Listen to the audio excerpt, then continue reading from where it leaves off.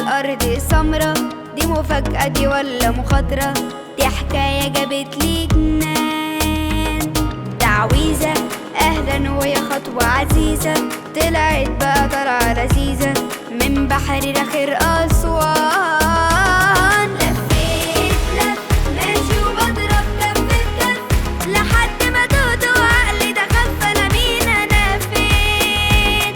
شكلها تلبيسة بجد أما دي حتة تدبيسة، خدت الكوبري مع الترقيصة دي جاتلي منين؟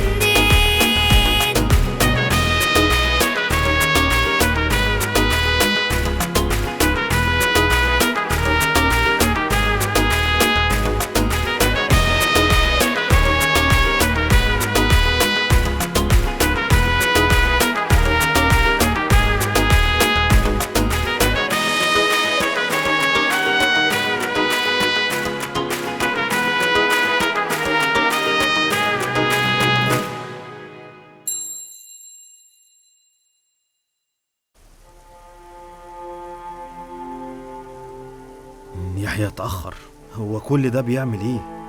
انا خايف يكون رجع من غيري.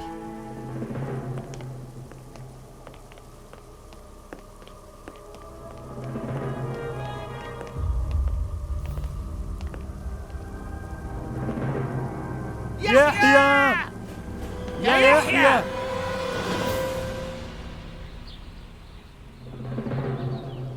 انت مين وعاوز مني ايه؟ انت بقى اللي بتظهر وتختفي وكشفتنا للملك.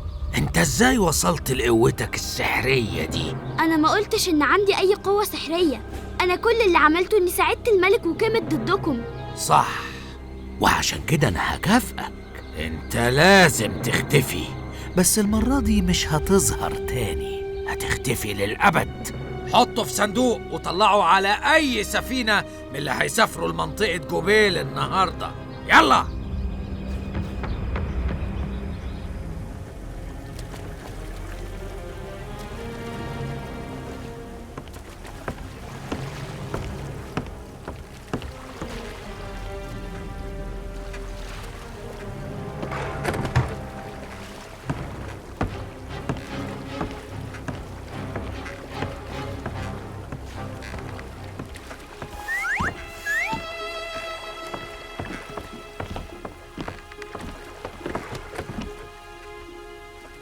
يا يحيى ساعدني يا سينو، ساعدني.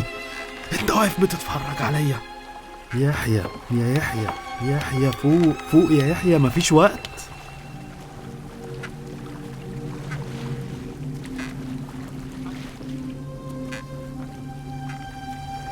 استاذ عصام، سينو، انا قلت اني مش هشوفكم تاني.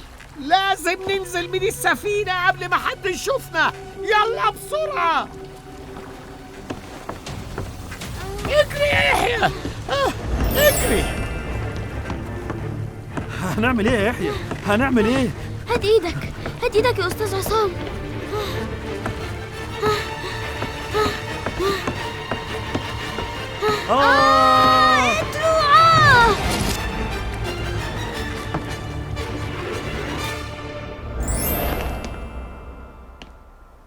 انا مش مصدق ان احنا رجعنا.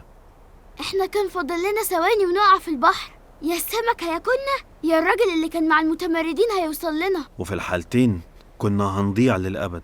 تخيل يا يحيى كنا كملنا بقى حياتنا في العصر ده، وخوفو تولى الحكم وبقيت قائد عسكري كبير في عصره فعلا.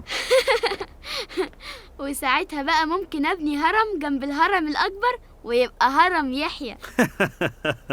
تصدق ممكن. وزي ما قلنا كل اللي حصل كان لازم يحصل مهما اختلفت الأسباب. بس انتوا عرفتوا مكاني ازاي؟ دورنا عليك في كل حتة، القصر، ضفة النهر، المعبد، لحد ما سينو قدر يعرف اللي حصل. كويس ان ده حصل، كان زماني لسه جوه الصندوق. المهم دلوقتي لما نرجع لهم هنقول لهم ايه؟ وسع بقى يا اخي، وسع بقى كده شويه كده، هات لو سمحتوا عدوني. هتفضل أناني يا يحيى؟ شوف كم مرة كنت بتحايل عليك ترجع للمغامرات تاني، ولما رجعت رحت لوحدك مرة وخدت أستاذ عصام في المرة التانية، لكن كنوز لأ، ما ينفعش، أخاف عليكي. انت لو عرفتي اللي حصل لنا المرة دي انا واثق انك مستحيل هتفكري تيجي معايا. ليه يعني؟ هو ايه اللي حصل لكم المرة دي؟ هبقى احكيلك، بس انت لازم تعرفي يا كنوز اني ما غيرتش رأيي. انا ما رجعتش المرة دي عشان الفضول ولا عشان العب واتسلى. ولما ظهر دكتور عجيب وشفت اهتمامه الكبير بانه يوصل للي كتبه المصريين القدماء، قلت اني هعمل ده بس عشان اوصل لمعلومات وتفاصيل تحافظ على تاريخنا ومعلوماتنا انا وانتي وكل اصحابنا وزمايلنا، مش بس في المدرسة، لأ، كل الولاد اللي من سننا يا كنوز. يعني انت ما عملتش كده عشان تضايقني؟ بالعكس، انا فعلا عاوزك تكوني موجودة وشريكة في كل حاجة بعملها، بس انتي اختي ولازم اخاف عليكي. خلاص ماشي، وانا مش زعلانة منك، بس عارف لو المرة الجاية ما كنتش معاك يا يحيى هعمل فيك ايه؟ خليني افكر شوية وارد عليكي. كده؟ ماشي يا يحيى، ماشي. يلا يا ولاد يلا اطلعوا الأتوبيس عشان نلحق نوصل محطة القطر في الميعاد.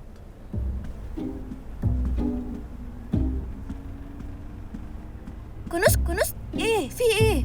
تعالي العبي معانا ورا. هو انت كنت بتروح فين يا يحيى؟ كنت مع الملك سنفرو وابنه. ابنه؟ يعني الملك سنفرو عادي، بس المشكلة ابنه. بكلمك بجد، انا ولا مرة رحنا معبد او زرنا اي مكان كنت انت موجود هناك. ابدا، كنت ببقى جنبكم برضو، بس انا كده بحب اتفرج لوحدي عشان ابقى مركز واخد بالي من التفاصيل. انا كنت عاوزك معانا لانك اشطر واحد فينا في التاريخ. انت الكتاب بتاعك كله معلومات عن مصر القديم. تفتكر يا مازن لو فجأة لقيت نفسك جوه مغامرة من المغامرات اللي في الكتاب دي هتكون مبسوط؟ مبسوط بس ده انا هبقى مزقطط. تخيل ارجع واكل اكلات مصر القديمة. سيبك من الاكل يا مازن، خليك في المغامرة نفسها. ما انت عارف يا يحيى، أنا ساعات كتير بخاف أتعامل مع الناس، بخاف حد منهم يتريق عليا زي ما بيحصل. فيعني لو دخلت جوه المغامرة مستحيل أبقى زي ما انت كاتب.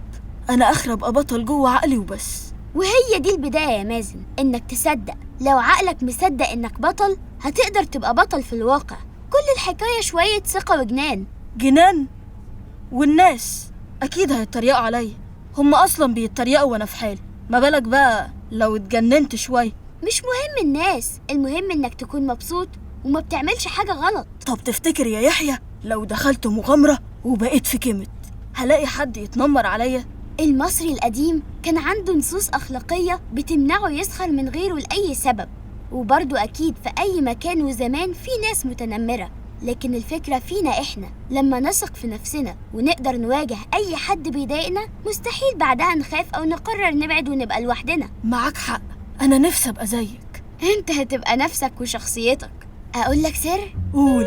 ولا خليها بعدين؟ يوه، انت كل مرة تقولي هقولك سر وما تقولش حاجة. ويا يحيى، ويا كنوز. بسلامتهم وصلوا البيت.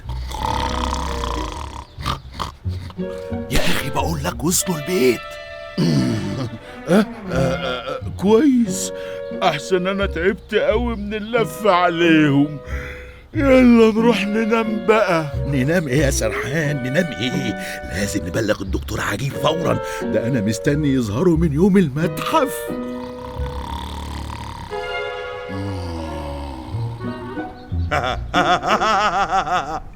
أخيراً ظهروا. أهلاً وسهلاً، شرفتونا وأنستونا.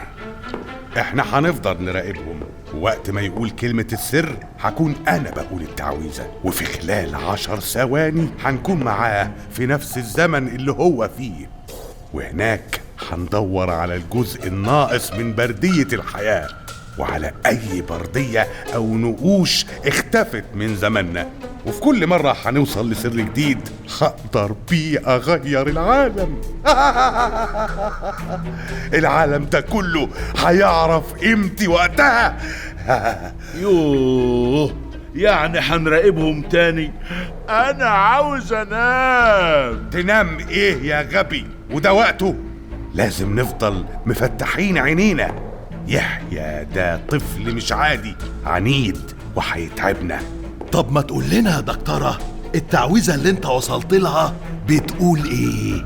هتسمعها لما البوابة الزمنية تظهر، وقتها التعويذة هتنقلنا مع يحيى آلاف السنين لورا. كويس، وفي السكة بقى ننام. أغبياء. ازيكم؟ احنا بقالنا كتير ما عملناش لايف لاننا كنا في رحلة مع المدرسة للأقصر وأسوان.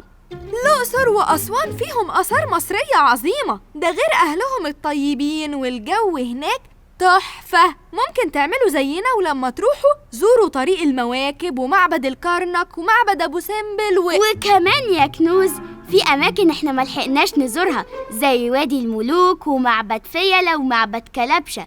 كل دي أماكن جميلة في بلدنا مصر، أو كانت زي ما كان اسمها في مصر القديمة، وانتوا طبعا عارفين. هنستنى أسئلتكم عن الرحلة، ويا ريت كل اللي زار الأقصر وأسوان يقول لنا أكتر حاجة حباها هناك إيه، وبرضه اللي ما راحش لازم يروح مع المدرسة أو مع بابا ومامته. باي. برضه اتكلمتي أكتر مني في اللايف. لا طبعا انت اللي اتكلمت اكتر، وبعدين خليني ساكتة، ولا تحب افتح لايف واحكي لهم عن النكت؟ عن ايه يا كنوز؟ عن مضايقتي ليها هناك يا ماما، اصلي كنت بهزر معاها وزعلت. مش قلنا يا يحيى تاخد بالك من اختك وبس من غير ما تضايقها؟ ايوه يا ماما، قوليله. انا حاسه انكم مخبيين عليا حاجه، وانا قلبي ما بيكتبش عليا. ابدا يا ماما، ما فيش اي حاجه. طب يلا على المدرسه، ولما ترجعوا تكملوا لنا انا وبابا عملتوا ايه في الرحله. ها، هتقول لهم يا يحيى؟ هقول لهم ايه يعني؟ عملت ايه في الرحله؟ يلا بينا يا كنوز. باي باي يا ماما.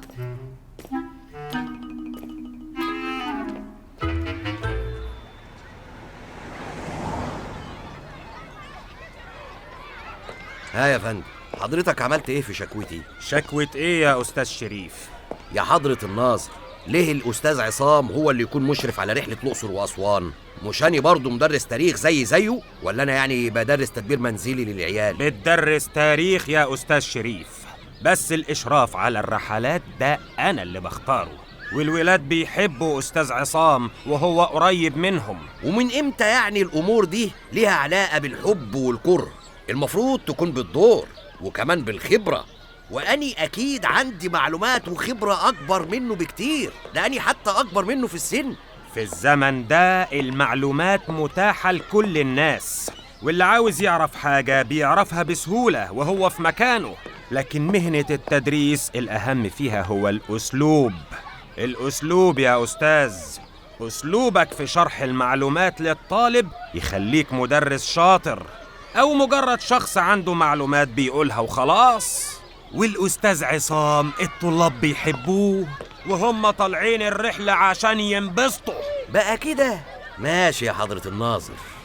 طيب هتشوف الطلاب اللي في فصل السنة دي درجاتهم هتبقى عاملة ازاي، عشان تعرف هم حابين اسلوبي وبيفهموا مني ولا لا.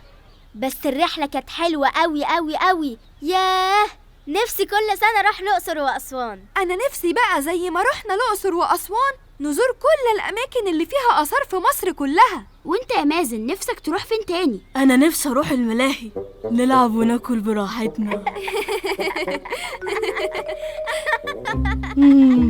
الله، يا ريت. ما احنا مش لازم كل رحلاتنا تبقى في أماكن تاريخية، أكيد لازم نخرج وننبسط في أماكن تانية. تعرف نفسي في إيه كمان؟ نفسي أحضر ماتش كورة في المدرجات وأشجع بحماس وأتنطط كده لما نجيب جول. يا سلام، سيبها عليا أنا دي. ويكون معانا أكل طبعا. جبنة رومي بالقشطة؟ أيوة بقى يا يحيى.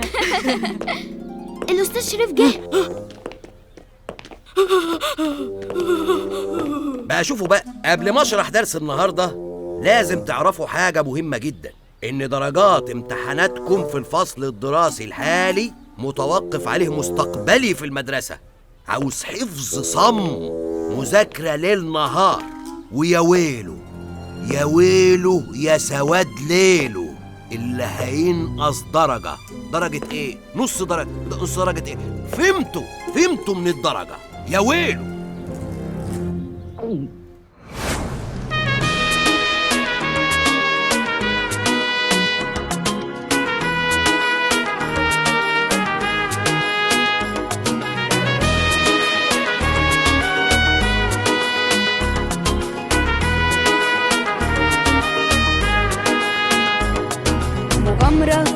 رحلة على الأرض سمرة، دي مفاجأة دي ولا مخاطرة؟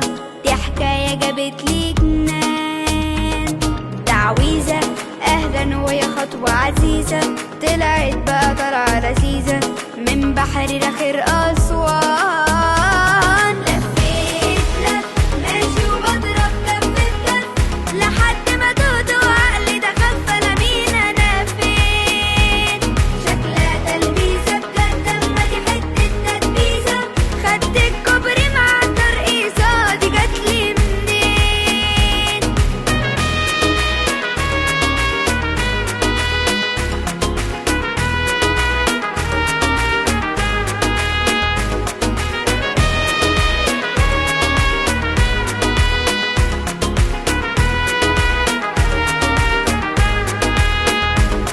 تركيبة ودخلت في دنيا عجيبة، بس أنا وكنوز لعيبة بنفوت في الصخر سوا.